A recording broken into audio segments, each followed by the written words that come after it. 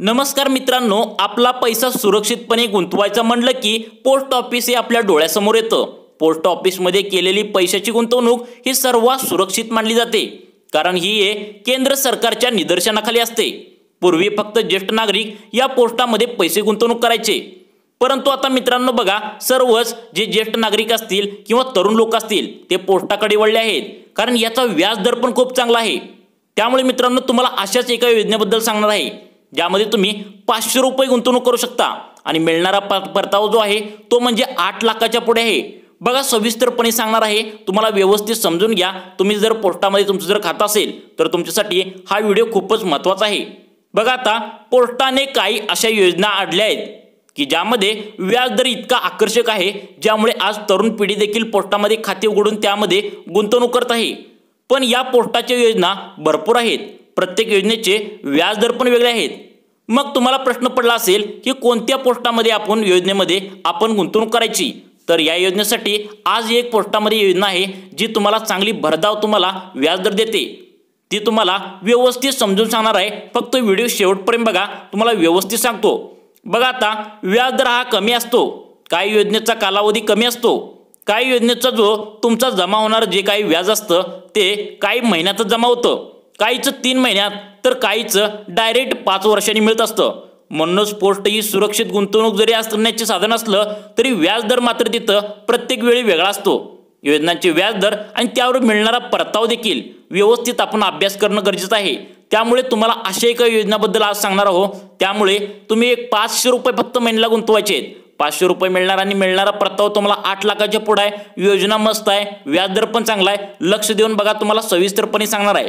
बघा, आता 6 महिन्यापूर्वी मी देखील पोस्टामध्ये मंथली इन्कम स्कीम या योजनेमध्ये पैसे गुंतवले, पण नंतर माझ्या लक्षात आले की मी त्यांच्यात जे पैसे गुंतवतो त्या एका दुसऱ्या योजनेमध्ये पैसे गुंतवले असते तर मला जवळपास 2% इतका व्याज दर जास्त मिळाला असता, कारण की गुंतवणूक करत असताना स्थानिक पोस्ट मास्तरच्या सल्ल्यावरून केली आणि त्यांनी देखील त्याला जे माहित होतं ते सांगितलं। बघा, आता काही जण फसत असतात की या योजनेमध्ये गुंतवलं तर एवढे मिळतं, त्या योजनेमध्ये मिळतं तर तेवढे मिळतं, असं कोणी पण सांगत असतं।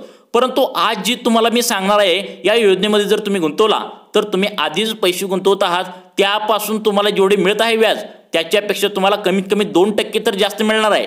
त्यामुळे लक्ष देऊन बघा, ही कोणतं तुम्हाला ही योजना ज्यामध्ये तुम्हाला पैसे जास्त मिळणार आहेत। बघा, मग म्हणूनच या व्हिडिओमध्ये आपण पोस्टाच्या सगळ्या योजनांची तुलना करणार आहोत। आपण महिन्याला फक्त 500 रुपये गुंतवले तर त्याचा मिळणारा परतावा किती असणार आहे हे आपण या व्हिडिओच्या माध्यमातून कॅल्क्युलेशनद्वारे समजून घेणार आहोत।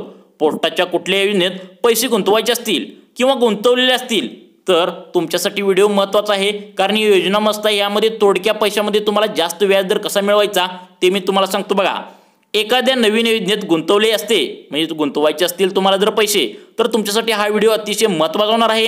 या व्हिडिओ बघितल्यानंतर पोस्टाच्या कोणत्या योजनेत किती व्याज दर आहे हे सुद्धा तुम्हाला समजणार आहे। पण आपण महिन्याला 500 रुपये जर यामध्ये टाकले किंवा ठेवले तर याचे योजनेमध्ये किती पैसे होणार आहेत याचं उदाहरणासहित तुम्हाला सोप्या भाषेमध्ये समजावून सांगणार आहे। बघा, आता त्यामुळे तुम्हाला कुठल्याही प्रकारची अडचण येणार नाही। आणि जसं माझे 2%चं नुकसान झालं, आता मी तुम्हाला सांगितलं की पोस्ट मास्तरांनी मला सांगितलं की त्या योजनेत गुंतवायला त्यांना एवढा अनुभव पण नव्हता, त्यामुळे माझं 2%चं नुकसान झालं, तसं तुमचं नक्कीच होणार नाही। कारण व्हिडिओच्या शेवटी हे देखील तुम्हाला समजेल की पोस्टाचा नेमका कोणती योजना आहे ज्यामध्ये जास्त फायद्याची आहे, कोणती जास्त परतावा मिळतो, तुम्हाला परतावा जास्त मिळणारी योजना कोणती आहे, कोणत्या योजनेत जास्त पैसे तुम्हाला मिळू शकतात। त्यामुळे व्हिडिओ लक्षपूर्वक बघा, तुम्हाला सर्व योजना समजावून सांगणार आहे ज्यामध्ये तुमच्या ठेवलेल्या पैशामध्ये जास्त व्याज दर मिळेल। बघा, पोस्ट ऑफिसमध्ये जर आपण फक्त 500 रुपये जमा केले म्हणजे टाकले पैसे, तर विविध योजनांच्या माध्यमातून किती रुपये त्या ठिकाणी होतील, त्या ठिकाणी तुम्हाला व्याज किती मिळेल, 1 वर्षानंतर व्याज किती मिळेल, 2 वर्षानंतर, 3 वर्षानंतर आणि 4 वर्षानंतर किंवा 5 वर्षानंतर अशा पद्धतीने किती व्याज दर मिळणार आहे याचं पूर्ण गणित तुम्हाला समजून सांगणार आहे। तर व्हिडिओच्या शेवटच्या भागात तुम्हाला हेही समजेल की कोणती योजना महत्त्वाची आहे ज्यामध्ये तुम्हाला खूप जास्त व्याज मिळेल। तर आता बघा, लक्ष देऊन, सगळ्यात महत्त्वाची पहिली जी योजना आहे ती म्हणजे पोस्ट ऑफिसची FD योजना किंवा फिक्स्ड डिपॉझिट स्कीम आणि टाइम डिपॉझिट तुमचं अकाउंट, DT अकाउंट असं याला म्हणतात। योजनेचा कालावधी 5 वर्षापर्यंत आहे। जर तुम्ही यामध्ये वर्षाची जर FD त्या ठिकाणी केली तर तुम्हाला 6.9% इतका व्याजदर मिळतो। मित्रांनो, लक्षात ठेवा, प्रत्येक बँकामध्ये व्याजदर 5%च्या खाली आहे, तर इथं कमीत कमी तुम्हाला 2% आसपास व्याजदर वाढवून मिळतं। त्यामुळे ही योजना कोणत्याही लक्ष देऊन बघा, ज्यामुळे तुम्हाला चांगला परतावा मिळणार आहे। बघा आता जो 10 वर्षापर्यंत वाढवला जाऊ शकतो।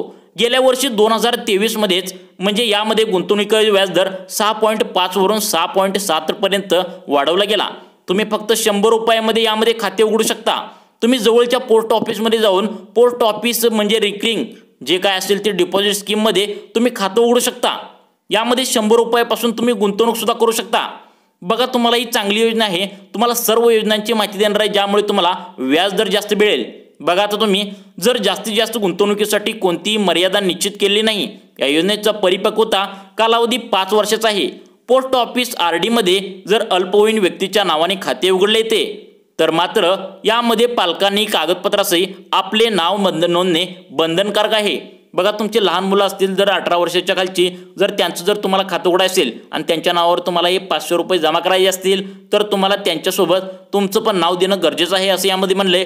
बघा आता सगळ्यात महत्त्वाचं तुम्हाला समजून घेणं महत्त्वाचं आहे। जर तुम्हाला चांगला परतावा कोणत्या व्याजदरामध्ये मिळतो, तुम्हाला चांगलं कुठं ठेवायचे पैसे व्यवस्थित सांगतो। बघा आता प्रीमॅच्युअर क्लोजसह कर्जाची सुविधा। बघा जर तुम्ही पोस्ट आणि ऑफिस RD स्कीममध्ये खाते उघडले असेल तर काही समस्येमुळे ते बंद करण्याचा विचार करत असाल तर पोस्ट ऑफिसच्या या योजनेत प्रीमॅच्युअर क्लोजची सुविधा दिलेली आहे।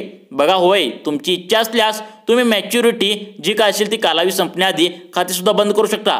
तुम्हाला ती योजना काय बरोबर वाटली नाही तर तुम्ही लगेच खाते सुद्धा बंद करू शकता। बघा लक्ष देऊन तुम्हाला योजनेविषयी सांगणार आहे, ज्यामध्ये तुम्हाला चांगला परतावा मिळणार आहे। बघा यामध्ये कर्जाची सुविधाही देण्यात आली आहे।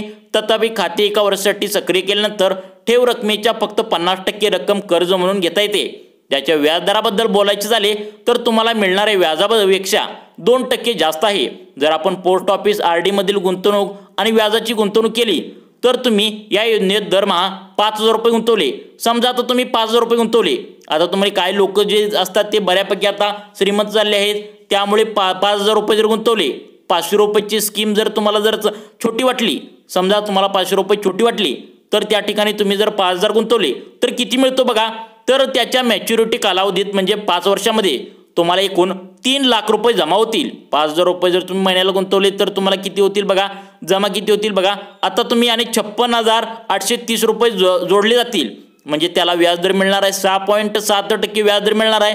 यानंतर तुमचा एकूण निधी 3,56,830 रुपये होतील। आता जर तुम्ही हे खाते आणखी 5 वर्षासाठी वाढवले तर 10 वर्षात तुमच्याद्वारे जमा केलेली रक्कम 6 लाख रुपये होईल। यासोबतच या ठेवीदार 6.7% व्याजाची रक्कम 2,54,272 रुपये असेल। बघा लक्ष देऊन तुमच्यासाठी महत्त्वाचं आहे, तुम्हाला व्याजदर किती भेटणार आहे बघा।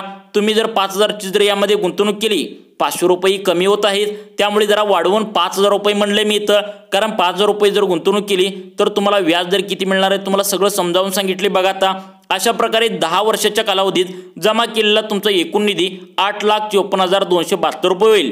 येथे लक्षात ठेवा की पोस्ट ऑफिस RD स्कीममधील गुंतवणुकीवर मिळालेल्या व्याजावर TDS कापला जातो, जो गुंतवणूकदाराने ITR दावा केल्यानंतर उत्पन्नानुसार परत केला जातो। आता बघा RD वर मिळणाऱ्या व्याजावर 10% TDS लागू होतो, तर RD वर मिळणारे व्याज 10,000 पेक्षा जास्त असेल तर TDS कापला जाऊ शकतो। मित्रांनो तुम्हाला ही योजना कशी वाटली, तुम्हाला आता 500 रुपयाचं सांगणार होतो, पण 500 रुपये काही लोकांच्या कमेंट्स भरपूर आल्या होत्या की बाबा 500 रुपये खूप कमी होतात, 5,000 रुपये सांगा।